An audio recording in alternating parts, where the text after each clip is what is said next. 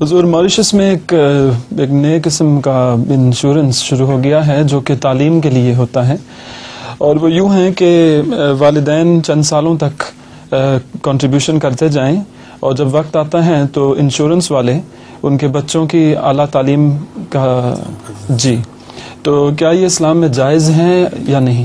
بظاہر تو جائز لگتا ہے، ٹھیک ہے، اچھا ایک ڈاکٹر اپنے مریض کو کہتا ہے کہ آپ کے لیے ایک بری خبر ہے اور ایک بہت بری خبر ہے. اچھا تو مریض کہتا ہے کہ بری خبر کیا ہے؟ تو کہتا ہے یہ ہے کہ آپ کے زندہ رہنے میں صرف 24 گھنٹے باقی ہیں. تو کہتا ہے بہت بری خبر کیا ہے پھر؟ وہ کہتا ہے وہ میں نے آپ کو کل کہنا تھا، میں بھول گیا. اچھا السلام علیکم.